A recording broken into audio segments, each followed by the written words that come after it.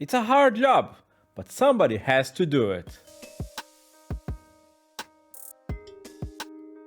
Welcome! My name is Pedro Porto.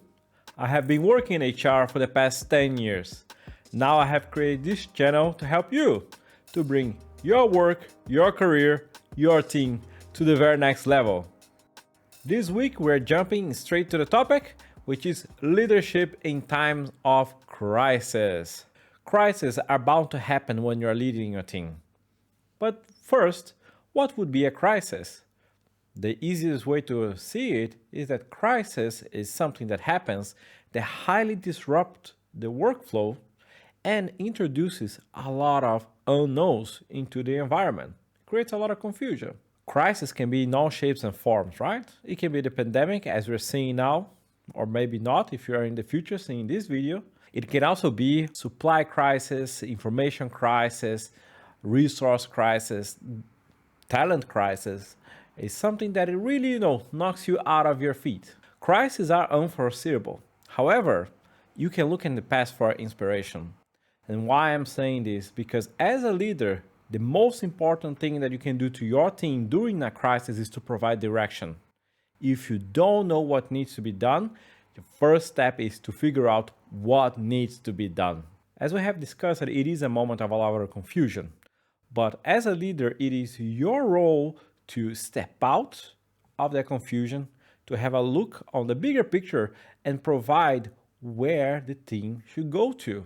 By knowing where to go, you create a sense of purpose. You start giving control back to your team. They are no longer passive victims of fate. Instead, the team is working towards achieving something. You give agency back to them. Now, providing direction does not mean that you start micromanaging your team. It will be tempting for you to focus on the micro scale, what is very much within your control. But that's not your role. That's the role of your team. You are a leader. You have a responsibility much bigger than individual tasks. Because there's so much confusion, you need to be very sharp on how you communicate with your team. They need to know what is going on as best of your ability that you can deliver. They need to feel that you are present, that you are aware about their challenges at the same time that you're feeding them relevant directions, that you are acting upon the latest information. In times like this, it's very useful to have formal check-ins with your team, even with the individual members of your team. That way, you can manage the information flow. Be mindful that you don't want to be a bottleneck. So for example, if you're getting reports and you have the security allowance to do so, put it in a shared space that your direct reports can self-serve that information. And of course, on time of crisis, communication information can be shaky. That's fine. Talk with them. Talk with your direct reports as grown-up adults. Don't sugarcoat.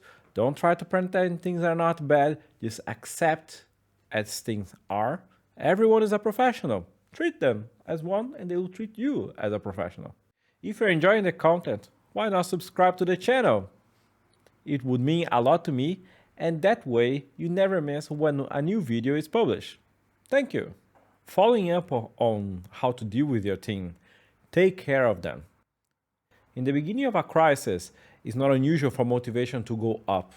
Everyone is very engaged to make it work, to solve the situation. Adrenaline is high, and everyone has that feeling of, red alert. All boots on the ground, let's make this work. The counterpoint is that the longer the crisis continues, the more it takes its toll on each one of your team members.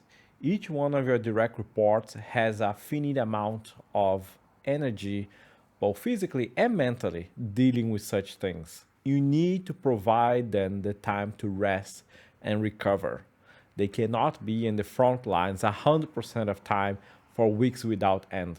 Letting one of your direct reports run himself or herself to the ground to the point of they can no longer work, it is worse to the resolution of the problem, of the crisis, than just giving them space to recover. Your chances of success are a lot higher when your team believes that you as a leader has their well-being always in mind. Loyalty breeds much better results than fear. Keep that in mind. Ultimately, what you need to understand is that your team, success or failure, are 100% your responsibility. You will make mistakes. That's fine. Nobody expects you to be 100% correct all the time. But as a leader, it is expected that you will address those mistakes, that you make sure they will not happen again, that you care for your team, that you have the bigger picture. Those are high stakes, and that's what makes the leadership job so hard. But hey, you are wearing those shoes. Now you need to walk them. What about you, my dear viewers? What do you believe are good practice for leadership in time of crisis? Make sure to leave in the comments below. I'll be waiting for them. Until then, thank you, and I'll see you next week. Pedro out.